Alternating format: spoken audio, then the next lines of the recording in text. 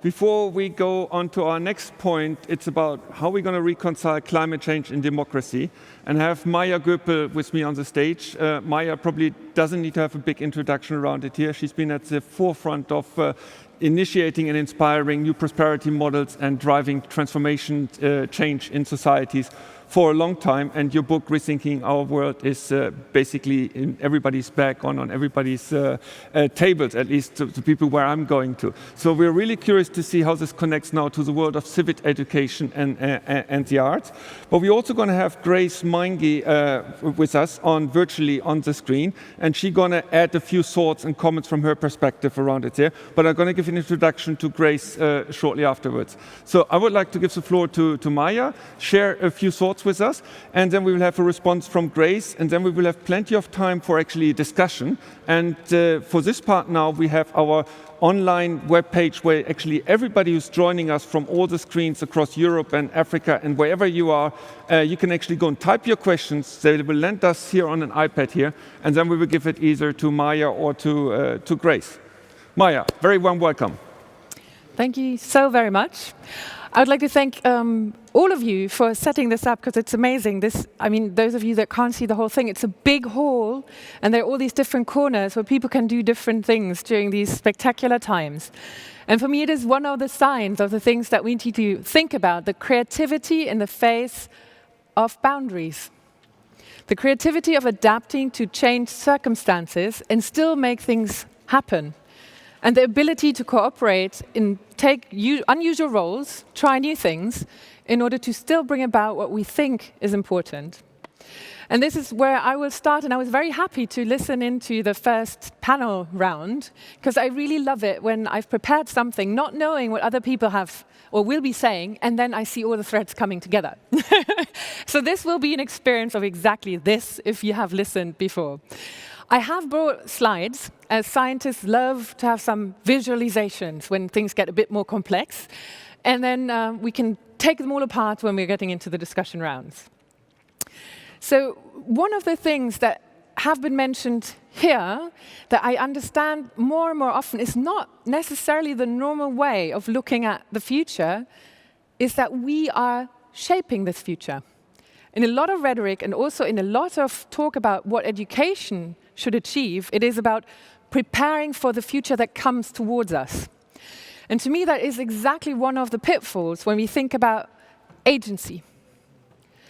And agency is what I would like to put at the core of this whole input here today, and what I would like to share with you, because one of the most important things I feel right now is at times where things get turbulent, and COVID has only been the most recent addition to this, that we don't feel transformed, washed away, pushed in directions and without power, but we reclaim the possibility to be co-creating what is emerging, to find our strength, to find our contribution, to find our little tiny contribution it is in the big realm of things, but to still become active. Because that will reduce our fear, that will reduce our sense of anger. We have the topic of how do we come closer together again. If we try to step into other people's shoes, we might understand a bit more why they might be saying things. I mean, right now, I don't know about you, but I've been looking at the news in the United States so many times today, and it really struck me when you listen to the different news channels, how distinct the views on what is happening are being accounted, and how much this account of what's happening is obviously shaping people's realities, experiences, feelings, and what they deem to or think are legitimate activities in this context. So reconciling different parts that we've taken out one of the same event that shape into distinct realities that are really impacting what we experience and thus do is, for me, at the core of bringing together what I think never should have been separated, democracy and tackling the big challenges that we are facing on the ecological side, in particular climate change. Because for me, it is part of not thinking it together in the way that it should be thought together.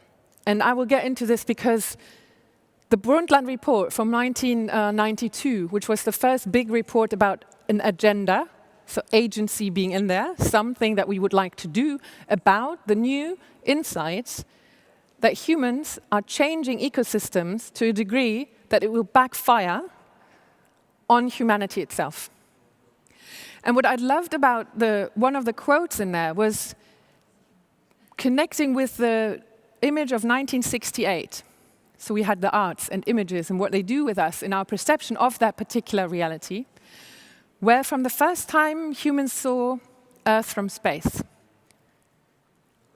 Spaceship Earth was one of the terms that Kenneth Boulding coined in this context. And the Brundtland report says that this view of this networked, beautiful, fragile marble dispatched in big black space, the only spaceship Earth we have, would be an equivalent to the Copernican revolution, where we discovered we're not actually the middle of everything and the sun rotates, but we are rotating around the sun. And it should upset the human self-image to the same degree as that Copernican revolution has done. So fundamentally change the point of view, who we are, where we are, and what might then be our role, our activity in co-creating where we'll go. And so this is why I have 3 points in there. First, I would like to dive in. It's what I have to do because I come from the ecological background as this precondition to really say, why do we speak about Anthropocene today? And what is the challenge with this? And then how do we shape these transformations that the Agenda 2030 and the Sustainable Development Goals have put together, transforming our world as the subtitle, and obviously education being not only a goal in it, goal 4, education, bring that to people, but through the right education, all be able to bring about that whole agenda. And that's what UNESCO has made strong in its recent publications around updating the development or the education agenda for 2030. And I think it is the essence of what we have to hold on to. It is a means to achieving that end if we update education so it fits with the new reality that requires for us to get on track, getting out the knowledge and the competencies that a 21st century needs for us to have to maintain what we've inherited and to shape what we'd like to give on to our children. And this is why I think our power lies in exactly this, embodying in people this transform ability.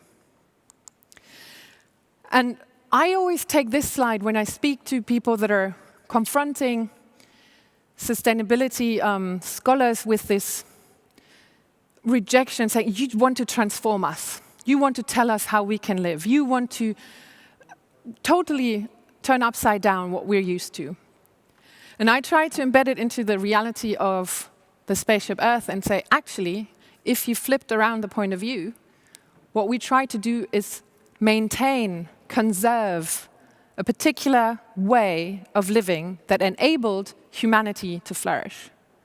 And that's been the Holocene phase, the last 10 to 11,000 years, where, as you can see, the fluctuation of temperatures has narrowed to this comfortable time where the very most of human civilization took place, because we could predict the circuits of regeneration of the ecosystems that we're living in particular climate change in this case. And so now we're talking about the Anthropocene being a new moment because we're leaving this space where humanity has become more and more in numbers and has interacted more and more intensely per capita with that planet to satisfy what we've called a successful lifestyle or the developed world's role model.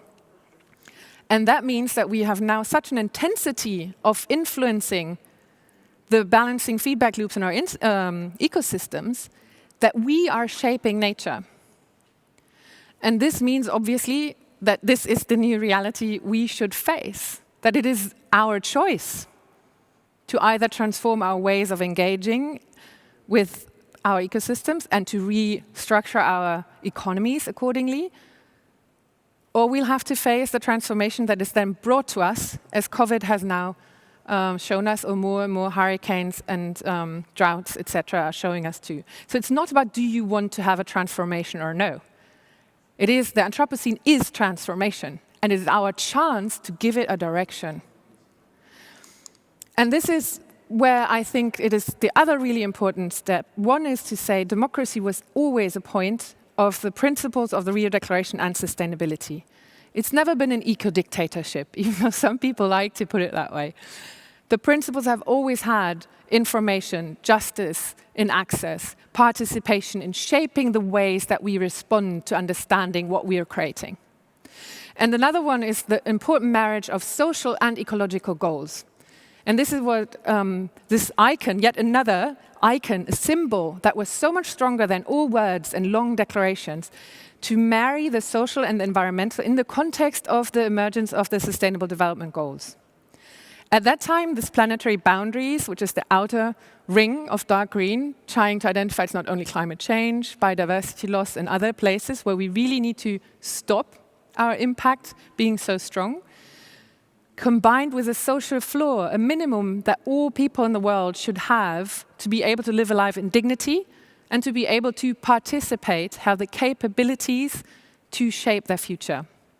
And then we'd have this corridor, and that's what Kate Raworth, who brought out this symbol called the donut, the light green corridor, which, yes, it has boundaries, it has limits, but it means there is a fluctuating space, a just and safe operating space, what it's called, within which we can have a variety, a plurality of solutions, how to get there.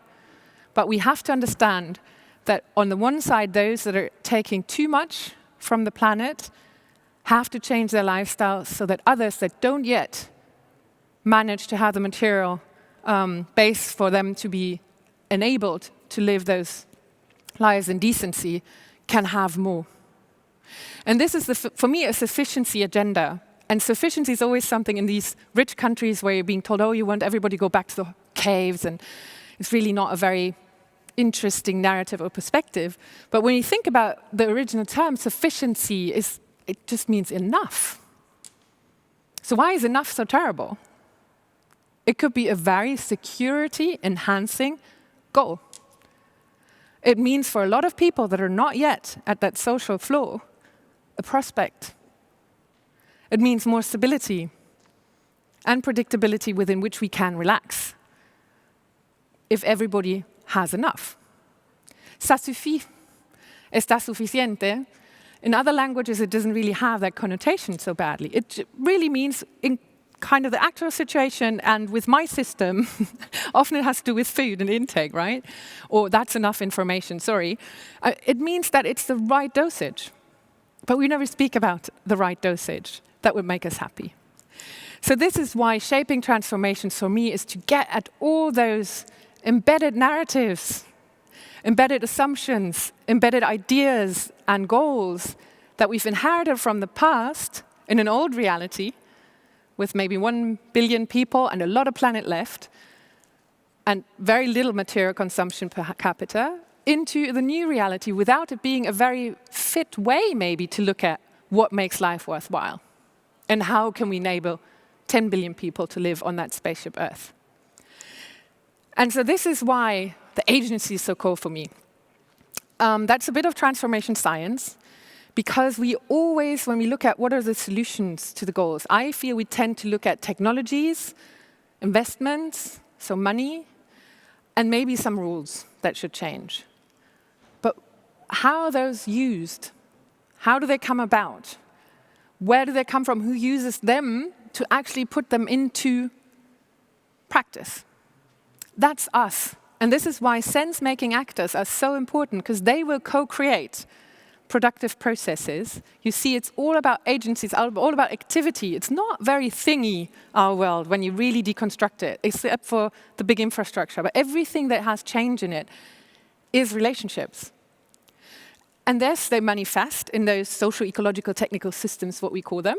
Those are more resilient to change manifestations, laws, sometimes very difficult to change, sometimes faster if you put someone else on the Supreme Court. But the most important thing is that all of those, we should never forget, the ways that we have organized our societies impact how Earth can regenerate and how much we can take from it to then be feeding into those processes. And obviously, they're not just going to go away when we think we want them differently. They're embedding and shaping our freedom. And this is why Karl Marx once famously said, we're creating history, but not under the circumstance of our choosing, but under the circumstances inherited from the past. So yes, we can understand we can't just do everything new from scratch, but we can start thinking about which of the solutions still make sense and which of those do we want to free ourselves from to be able to bring about what we now see fit for the new reality of the 21st century. And this is why, and it ties back to things that were said on the panel as well, if the goals and ends of a system, ever more material growth, are in question, then creating more of the same with a bit less resource intensity, a bit more energy efficiency is not going to get us there, and all the well-being studies show that.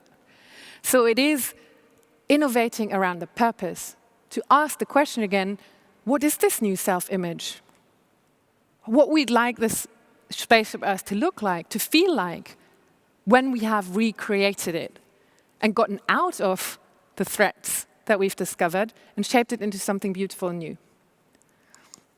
And this is the final bit then, this transformability. And I think it's amazing news because I've looked at, it's not that the current educational system isn't criticized.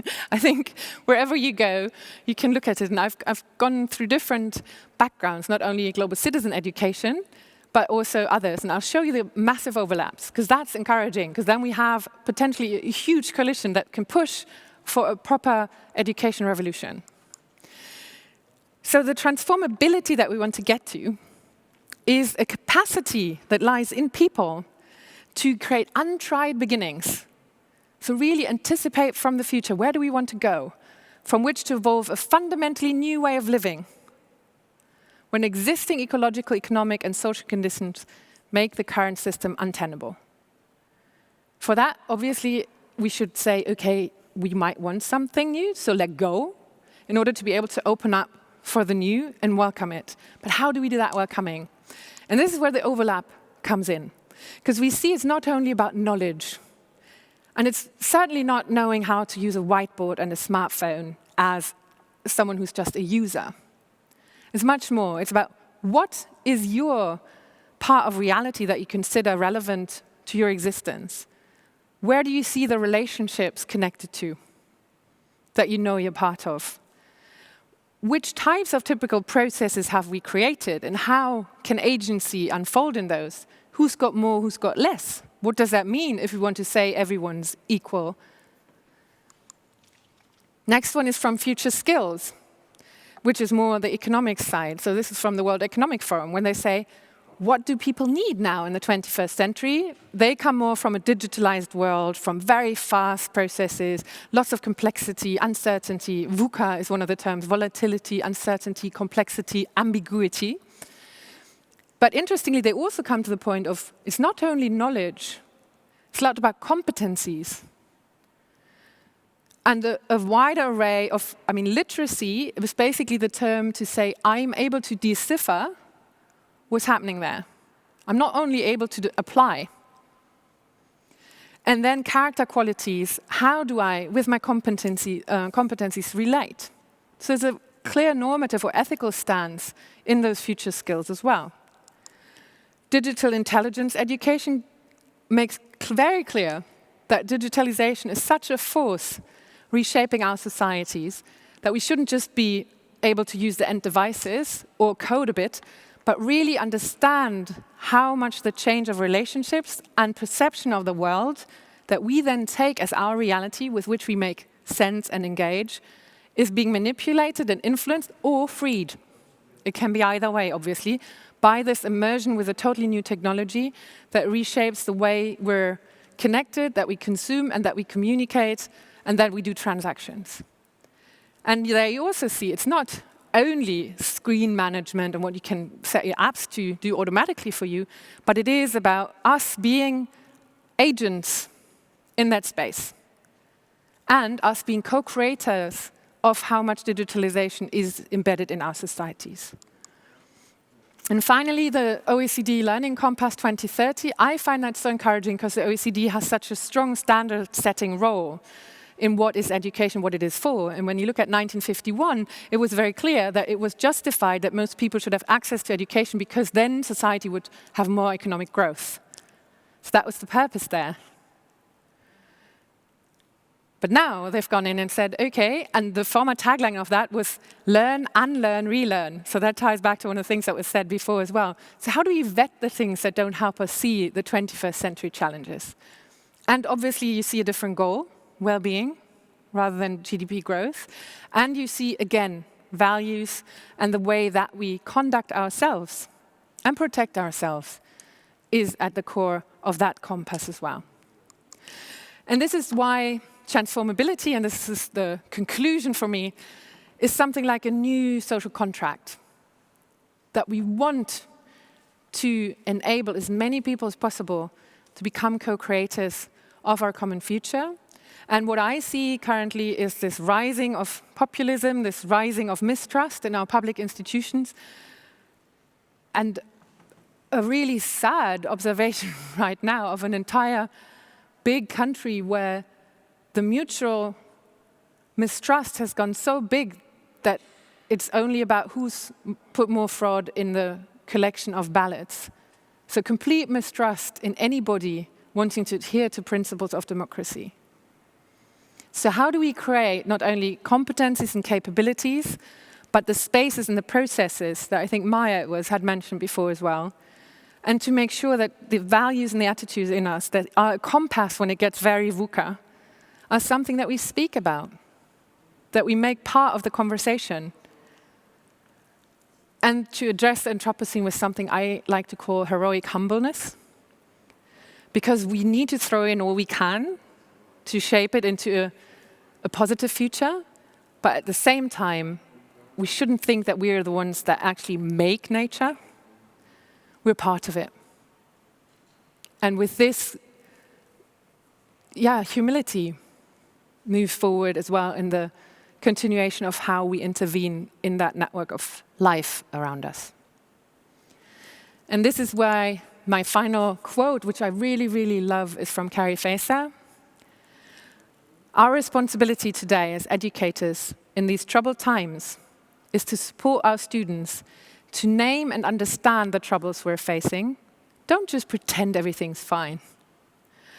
To think with hope and with rigor about the sorts of futures that are being made today, and to enable them to care for, imagine, and make livable futures in collective dialogue with others whose futures are also at stake. So from othering to belonging, a social contract. Thank you. Thanks so much, Maja. Very, very inspirational.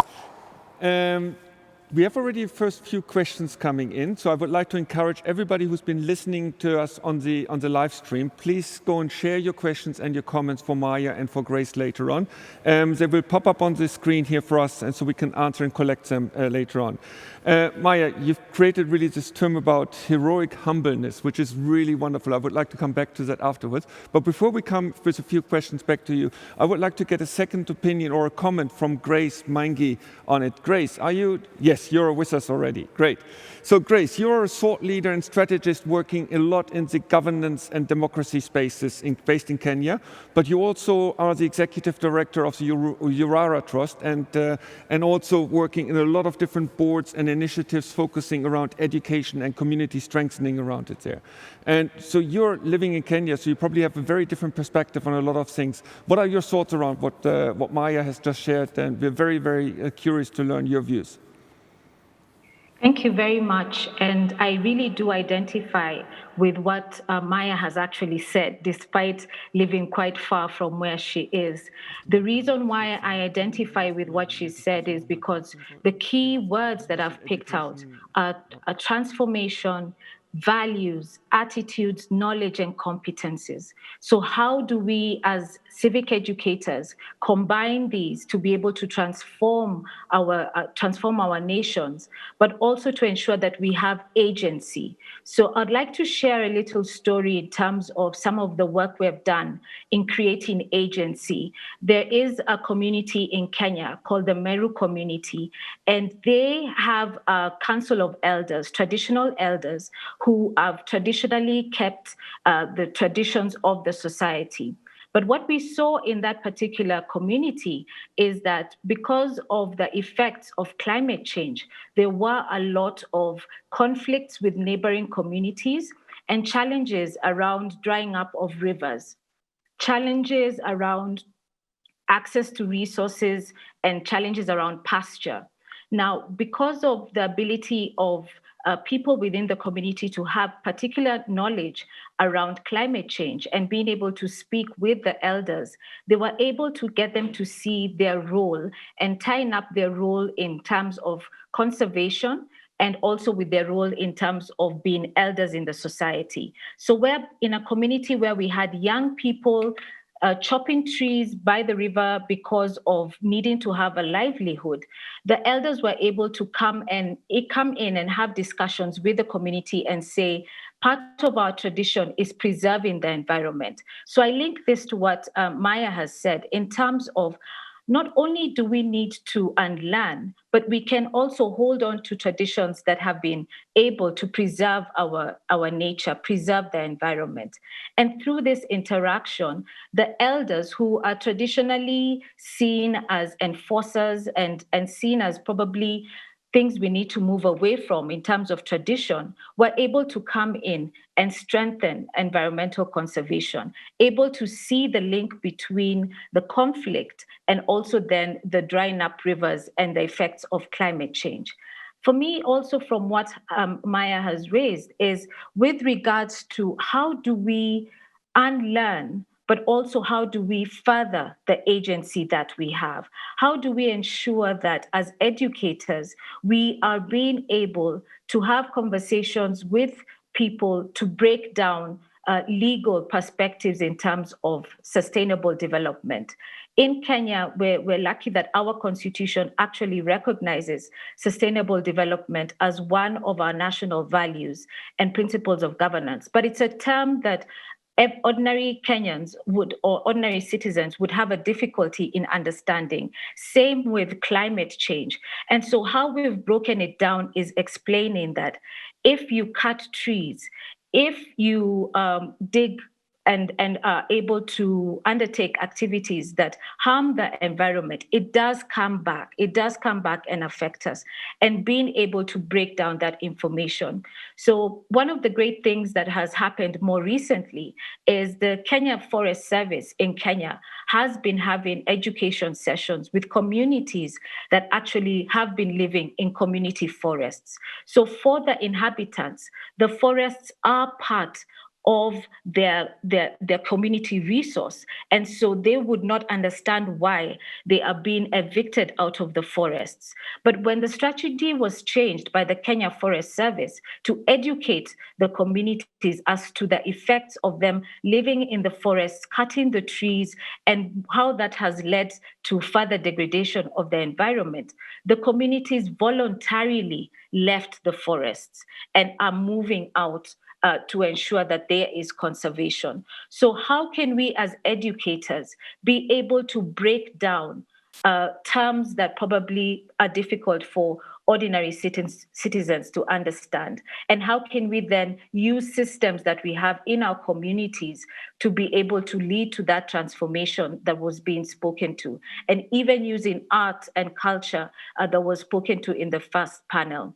I'd like to also just point out that when it comes to the effects of climate change, we can use democratic spaces to be able to advance conversations around climate change. One of the things that we've been able to do is to interweave discussions around civil and political rights to the discussions around economic, social, cultural rights, and within that, bring in the thread of climate change and the need for communities to conserve environment. What we have seen is that our traditional cultures actually did have measures and ways to conserve the environment, but those have been eroded by modernization, urbanization, and socialization to be able to take on board other cultures. But being able to go back to some of those traditional practices in a way that helps the environment is something that we're seeing as very useful, especially for rural communities. So even as we in I'll say sub-Saharan Africa, a lot of our civic education is done by civil society organizations. There are some countries where governments do take on that role, but there is a place for civil society to enable to transfer that agency to communities, to individuals, to be able to rise up. We've seen growing conservation communities whereby they are able to conserve whether it's wildlife within their particular regions, once they have the understanding and once they're able to see the linkage between climate change and also then conflicts that will arise out of limited pasture or challenges around access to water. We have been affected greatly by floods as well. The irregular weather patterns does affect food security. So being able to bring to the national conversation the link between conflicts that we have and tying it to food security, but also tying it to democracy and tying it to spaces whereby people are able to engage in terms of shaping and creating narratives of engagement. So how do we, through this platform, in this conference as participants, and all those who are tuning in, be able to use the agency that has been spoken about? How can we be able to interweave in the work that we do, the discussion around climate change, and breaking it down in a way that ordinary citizens are able to understand and appreciate? And I really like what was said in terms of tying in values, attitude, knowledge, competencies, but also us thinking forward in terms of what are we gifting to future generations. So how do we ensure that we have the enough principle that has been spoken about? How do we ensure that we're not only having an extractive mentality that we must just take and not regenerate? And we can interweave that into conversations about democracy. So as much as I'm quite far away from Maja and very inspired by her discussions, I really do identify with a lot of what she has said. And how can we ensure that this conversation in terms of globally changing our mindset about being extractive to really thinking about regeneration? And we must take climate change seriously because it is affecting livelihoods everywhere. Thank you very much. Thanks so much, Grace, for sharing your views with us. And a lot of things that really seem to just come up again and again and again. Yeah, it's the agency, it's all about the people, it's about actually unlearning and coming back to the things that really matter around it here. And also all that the cultures actually had all those elements, and then what happened to us? Yeah, they've gone for whatever reason, for whatever dynamics around it there. So what actually would it take us, and how could we actually, what can we do about it there to bring those necessary elements back that are fitting then in our modern context around it there? We have already quite a few questions coming from the audience, and I would like to go and address them to both of them. Maja, there's a big screen for you where you can see them as well. So the first one is about if transformability refers to the present economic, ecologic, and social circumstances becoming untenable, which they obviously have, then why are we not changing the way how we should? Yeah, it's so obvious what needs to be done. Is why is it so damn difficult? And perhaps get a response from both of you. Maja, would you like to start? Mm-hmm. Well, I think one of the elements I'm really still surprised about is that we in our sustainability bubble, and I consider some of the educational programs that have engaged with global citizenship and have been part and parcel of the Sustainable Development Agenda, we still underestimate that this knowledge of them having become untenable isn't reaching everywhere. I'm seriously surprised when we did start this movement. Well, it's not really a movement. We just kind of spoke out as Scientists for Future, a year and a half ago, when the Fridays for Future movement, young people in the streets were being confronted with pushback from the political space saying, that's all right, but you now go back to school and leave it to the professionals to sort this out. And you can have one climate change day a year, and then you can all become engineers for whatever, sustainable technologies in something like 10 years' time. And obviously that was taking away their citizenship. Because they weren't in the streets to be told to go back to school and learn a bit more before they were actually allowed to say that they want politics to change. And if they don't have a vote because they're under 18, that's their way to raise their voice. And at the same time saying that they don't know what they're talking about for us from the scientific community when they're citing our studies and have read them, unlike maybe some of the people that were making the kind of laws or telling them to go back to school. We felt now is the time to speak up and get out there and just say, no, what they're saying is totally right from the analytical point of view. It doesn't mean that solving the problems is easy, but unless we are actually agreeing to this and saying we have to let go of that former, the new can't grow as fast. Because we cling on to what we're known, or what we're comfortable with, what we've become kind of familiar with, what our stakes are involved in. It's very difficult for people that are privileged under the status quo to accept that things might change. So gaining freedom, changing something, improving something might very well mean losing freedom in terms of privileges and possibilities to impact how things are going, or also being taken away, things that you've become comfortable with. And so it is not easy to then find the how. We still haven't fully agreed with everybody that it is actually there. There's still people that are saying, so what's the problem? We're just going to decouple. And we're trying to say, look, we've tried that for 40 years. It hasn't really worked. And then obviously there's this whole battle of who should change how much and no. And so this is for me where there is a huge moment right now where it does sink in more and more through the COVID pandemic, where lots of the routines have been intercepted that kind of drove us through the hectic days, to have the space at all to reflect, to find the calm and the anxiety that make us actively really think about the future. It's typically crisis moments that allow for this openness. And then we need the processes, and those are hampered by the social distancing, to believe that we can collectively find a solution. Because we have been very immersed in a very individualistic culture, and a lot of meism and me-firstism. And when you think about, the cake might not be growing for everybody anymore for always, you really come to the point of sharing. And we've kind of avoided looking at that in more detail, because we've had the growth narrative. There would be more for everyone from everything. And I think we're shy to actually confront the moment that in history we have not had many good examples being good at sharing without a lot of conflict. So those would be my thesis on that. Great, thanks a lot, Maja.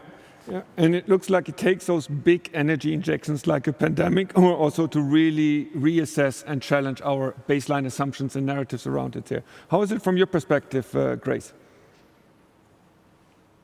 Chiming in on what you've just said, there's a famous quote that we shouldn't waste a crisis, and we shouldn't waste this opportunity, or rather, the opportunity brought by COVID-19. For me, what was of great interest when the pandemic hit was the studies that came up saying that in terms of air pollution had gone down, and even just in terms of animals being able to move around freely. We saw that in Kenya, because we didn't have so many tourists anymore in some of the game reserves. So how can we not waste this crisis to have this conversation and be able to help people clearly see, those who have agency, the effects of climate change? But to the question, why is it so difficult? It's because it's a power issue. Who holds the power? We have an imbalance.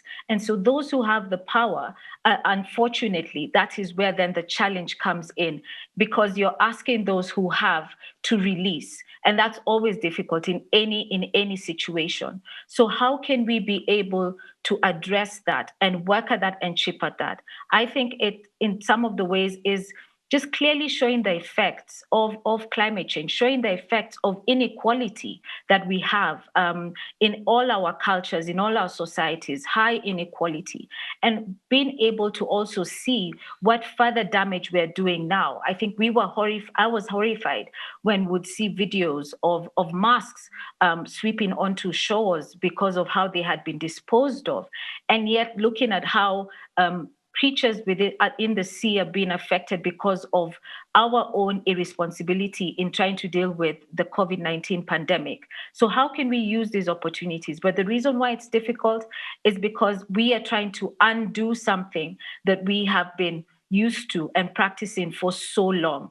But what it requires is for us to form alliances and for us to work across regions, borders, disciplines to be able to bring out the voice. So how can the activists work with the scientists? How can we work and amplify the children's voices that Maja was talking about? How can we give them that further agency? And how can we ensure that those who are holding on to the power and holding us hostage in some of these issues are able then to be chipped away at, because we have a great movement growing around this conversation? Thank you. Thanks so much, Grace. Yeah, and putting the scientists and the activists, and then we bring in the artists as well that we've heard on before. Yeah, it's really bringing lots of different perspectives in. There's a second question which is very, very pragmatic of actually where do we start with whom, and then how to strengthen those new understanding of needed competencies. So where do we see the biggest opportunity, or where do we actually determine where to start? Or do we need to start everywhere at the same time? Well, no, I think obviously you can do a targeted campaign. You can write recommendations in reports to the government to say, it would be fantastic to have a proper update of the educational system and put money behind it in a meaningful way, so that people that are fulfilling the educational roles today also can have training and support, so that they can actually embody all that new way. They need the new competencies as well. But we're shy of investing in this. And when you look at the recovery programs in Germany, it's all the technology that should save us again, including the care sector. So AI is now going to solve our problems in the care sector. I don't know. I think that would have been a real good space to put in reskilling. I mean, it's one of the things we talk about in the whole just transition discourse, about how do we reskill not only people in proper educational institutions now, but those that are already fulfilling jobs of which we know they won't necessarily be part of creating the future. But that whole thing is empty.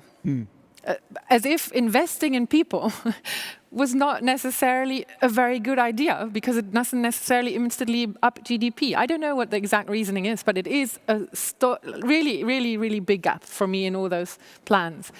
And then I think in the first panel it was said as well, we are all educators to a certain degree, so we can start every single day, because we are in relationships. So us saying, where is that milk from, or where is that piece of clothing from, or why do we do it this way? Isn't there a different way? I mean, institutional setups where you feel might not be helpful anymore, this kind of process. In Germany, we have this famous phrase about, oh, it's not foreseen to be done different, right?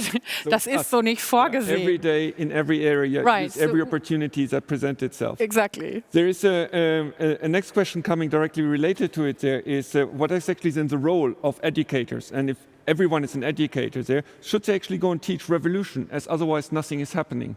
Yeah, it's just providing and giving everybody skills and competencies is fine. Yeah, but if nothing ever changes, do we need to go a step further? But how do you teach revolution? I think you can't say if it's going to be a revolution until it's happened, probably. So basically what you want to teach is to try to live up to your literacy in that moment, what you deem required. And if someone calls something revolutionary, fine. But it doesn't need to be something where you feel agitated, because that sometimes it's a kind of sense underneath it. And most of the revolutions that were successful, very, very peaceful. And I think they had a lot of that strong value connotation and the connection with the bigger thing. I mean, when you look at the heroes with Mahatma Gandhi or Desmond Tutu or Nelson Mandela, that everyone kind of looks to that have managed to orchestrate change in a way that has not been as confrontational, it activates a whole different feeling in us than the heroes that we now see in the news every day, like Jeff Bezos and Mark Zuckerberg and all the others. And you can see the huge difference in them being focused on the old path and themselves more than the whole and anticipating what's possible in the solution. So if it becomes a revolution, yeah, maybe but we will only know afterwards. Yeah. From your perspective, Grace, what is the way to change? Is it more evolution, or does it need to become a lot more revolutionary? Let me start off by saying I think we must start where we have most influence and where we can be able to catalyze a lot of change. So start where we can make a big difference, and it then steamrolls into something great. And tying that in terms of what's our role as educators is to amplify. If I give you an example, about a year or two ago, we had a ban of plastic bags. The plastic bags you'd have in a supermarket or put your shopping in. And a lot of Kenyans were extremely shocked at how we're going to survive without plastic bags, because we use them to recycle, putting in the garbage in. But now, today, it's just become nature. That people have to go with woven bags to the supermarket and be able to go home with their groceries. But that was brought in by law, but somebody influenced that law to happen. Now, what is our role as educators? How do you bring about, if you want to bring about change in that way, is amplifying the benefits of what had happened. So one of the things that people did is they took photographs of a particular county in Kenya where we had a lot of those small paper bags that were just littering the entire sides of the road, and took photographs months later where that had been cleaned off, for people to be able to see and feel encouraged and see, okay, we can bring about change. But sometimes a revolution happens, and when it's going on, you don't even think it's a revolution. It's only after, when people look back and say, that was groundbreaking. But where can we put influence? And that influence can turn into something really strong to enable us to save the environment, but also expand spaces for democracy. Thank you. Thanks so much, Grace. We have two questions going around. Degrowth possible with the world population going for 10 billion people? And will we have a chance to win the race between our growing needs and climate change? And a second one, similar related to actually, do we have to end capitalism in order to stop climate change? Any views on that one? I try to avoid big terms because I don't think they get us anywhere. I would keep it as the same thing. If we really, really very clearly now go for how do we make sure everybody has enough, so high well-being at lowest possible ecological footprint, that for me is the progress narrative or formula that is now at stake. And whatever delivers on it, be my guest. If GDP or other things grow, then be my guest. I think it is exactly important to say what we want to measure, what should grow and what should stop, need to have physical indicators rather than just monetary indicators, because even if we were to get the prices right, there's always something that doesn't really let itself be measured in chunks and pieces, what we need in order to put price tags on. But systems, latest when we come to biodiversity, evade that whole thing. It works with climate change, with a CO2 molecule, but in many other places, the methodological individualism that you need for this doesn't really convey the full picture. And if we then keep on changing and improving onto those physical indicators and the social indicators, maybe we'll call it green capitalism, maybe we call it something totally different. Equally, I don't care. Let's put forward what we like to see growing and what we want to stop in terms of destruction. And then find terms that speak to us. I think that was a very important element, Grace, that you said, which is one of the surveys or studies we did, why when we hear or Ubuntu or other things from other region areas where in the pattern thinking about what it is about are similar to some of the principles and ideas about sustainable development, but are much closer to something that people have an emotional bond with and feel moved by. I think that is important too, that we really allow for a plurality of solutions to feel good for their particular cultural context and feel right and fitted there. but then to keep on learning and sharing about the patterns that have actually worked.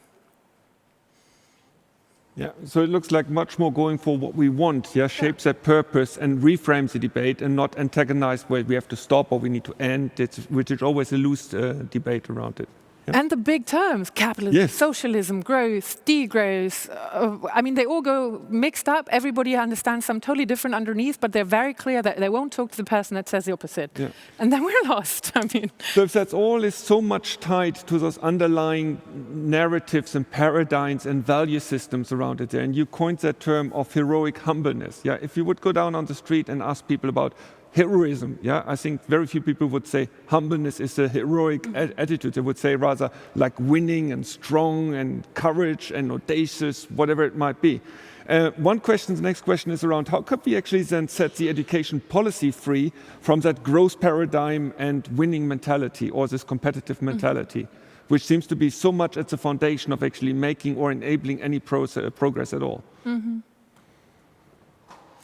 Well, I think it is exactly part of the things to reflect upon, like how much we're caught in that today and how much it seems like the normal way to do things and how much I mean, the psychology studies are so interesting where we always consider ourselves to not do these things that we would find very selfish or maybe mean, but we completely believe others would.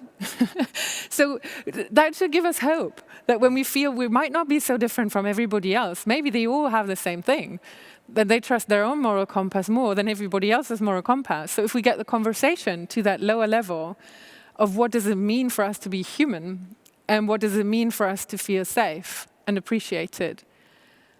I mean, the well-being studies are very good about this, and I think everybody that's ever gone through therapy or counseling or ever, they all understand that it usually touches on the elements of where does fear come from and where does love sit. And then we can start thinking about what are the cultural norms that help this to grow and what basically forces people to leave all of that at the door when entering their offices. And we've had the new work agenda, we've had the purpose, we have books like Bullshit Jobs. I mean, it's coming that people feel that they themselves are trapped in the way that we've organized societies. And that means we can liberate ourselves from a story and then maybe from traits that serve some people really well or incentive rules and then don't serve anybody else very well. And then we should reorganize what is allowing for us or pre-structuring our freedoms with how we can interact. And I think there is a movement going on in that direction as well, to really think about the paradigm of servant leadership, of looking at the whole, of a systemic approach, of knowing that the heroism story of the 21st century can only be team because it's too complex what we've created. You do need different competencies and capabilities. And all of the ones we call heroes have that. They just kind of silence it or hide it so that they can be the only ones. But to acknowledge the 1,000 shoulders we stand on. Great. So there's actually something happening, yeah? So let's really give it the room. Grace, how is it from your side or in the country where you live in? What are really the heroic attributes? Or do you see that actually being able to decouple from that growth and competitiveness mindset? Well, we are really struggling with the whole issue of who people view as role models, if I talk about the Kenyan situation. Because unfortunately, role models are seen as those who have a lot of wealth, regardless of how they have acquired that wealth. And that's a concern that we have, especially for young people.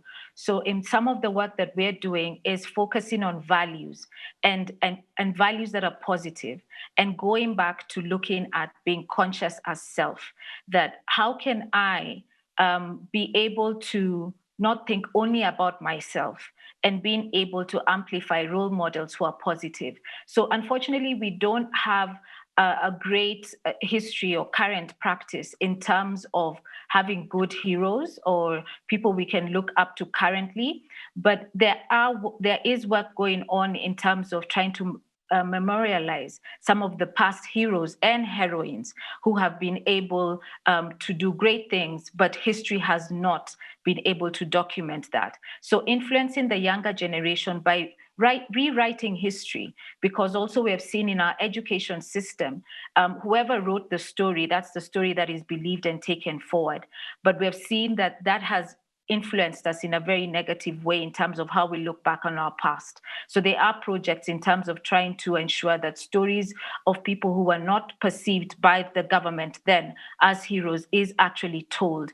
And currently, even documenting people who are alive now, following them and capturing their stories of great change and great selflessness. And I think it begins there in terms of our consciousness of focusing on ourselves and what that effect does to the rest of society. So how can I be comfortable having 3 meals a day when the person living next door only has no meal a day? How can that be normal? How can that be comfortable? And how can we then have values, shared values, and thinking through shared prosperity as a nation? So how can we be able to instill that thinking, not only in ourselves now with consciousness, but ensuring that our education system also instills that in our young people? But it's a long road ahead.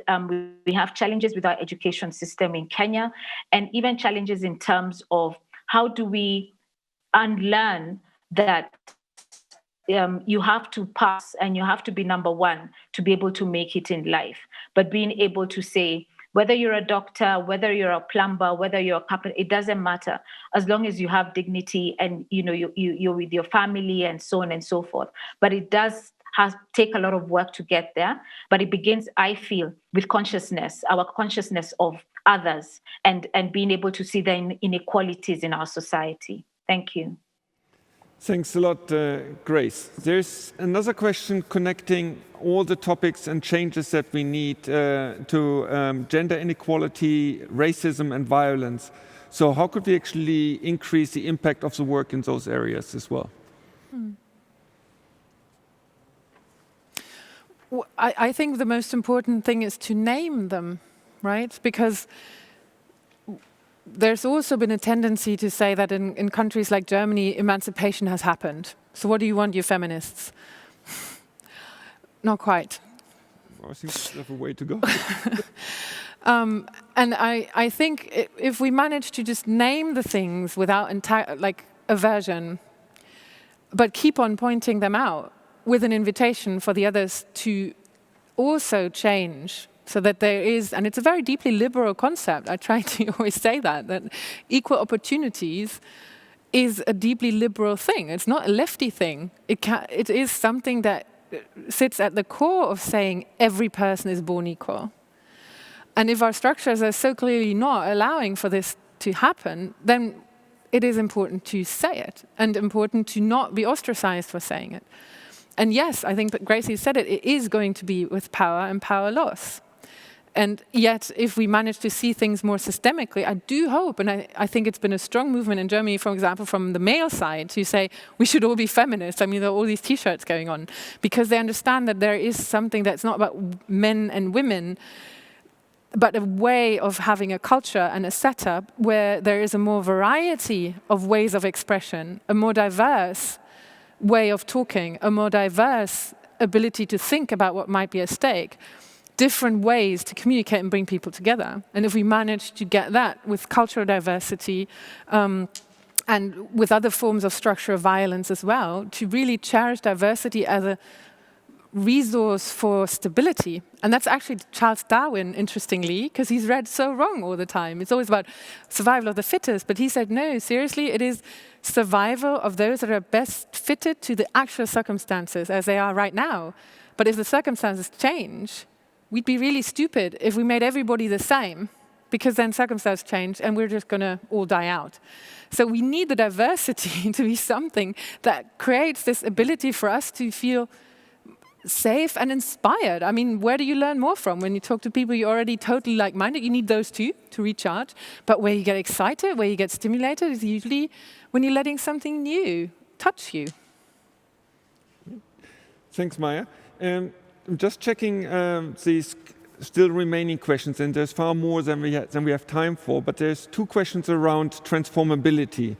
One is around, oops, they keep on changing on the screen. So how can we give young people the real opportunities to transform something in their school or communities in order to go and develop those competencies? And another question around in which countries or parts of society do you actually see the concept of transformability already being developed in people? Mm-hmm. I feel that there are just different seed projects, seed networks, initiatives, and I've shown a few. There's a research agenda that tries to cover this, obviously, with education for sustainable development or global citizenship or dealing with complexity. And then there are always front runners, as with everything else.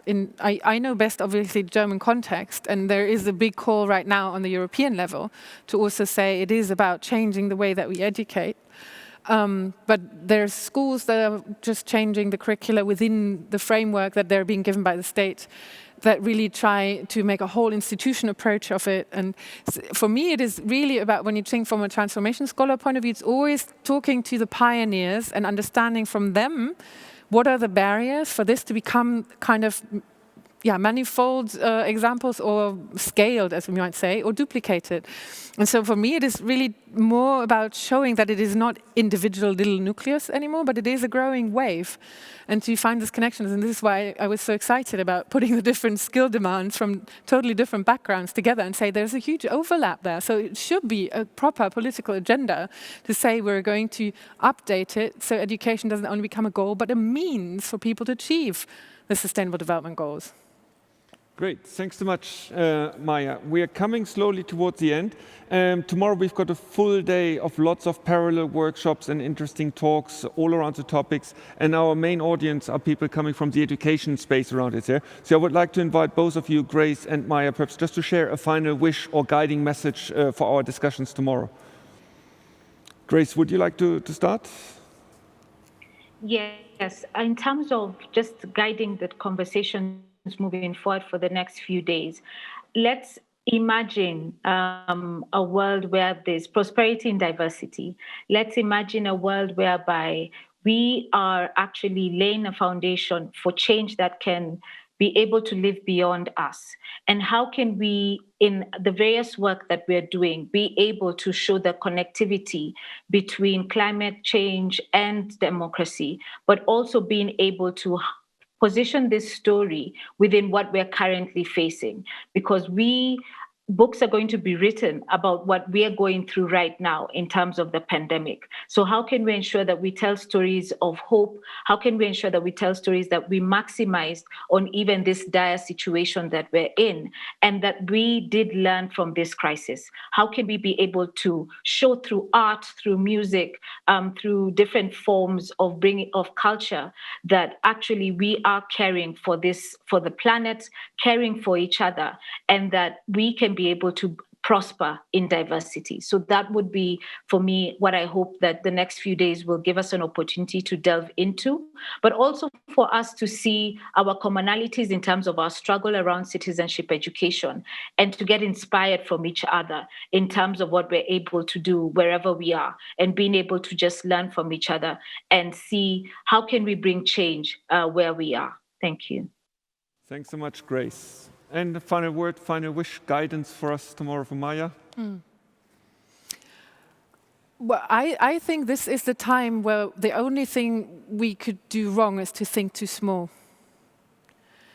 And that we should never, ever lose conviction in doing the things that we're deeply convinced of just because it seems hard in a particular moment. Because I feel that there are so many willing to really deeply rethink what is at stake and what their role could be, that we should never ever underestimate or even feel that we're alone. It's quite often just to start the conversation and to maybe go 3 rounds until you find the topic or the wording where you can click. So don't let yourself be pushed away by a first antagonistic thing or a word that really excites you in a negative way, but keep going to that human level. Thanks so much. We're coming to the end of this point. Thanks so much to the audience for asking all those really inspiring and challenging questions. We could have easily gone on for another hour. Thanks so much, Grace, for joining us from Kenya. it must be already quite late for you. So thanks so much for spending your evening with us, and have a good evening, and hope to see you face to face at some stage. And thanks a lot, Maja Go, for joining us live on the stage here in the Berlin Congress Center. And it was really inspiring, and let's see that we go and take all your points on in our discussions tomorrow. Thanks so much. For the invitation. Thank you, Grace. It was lovely meeting you. Nice to meet you too.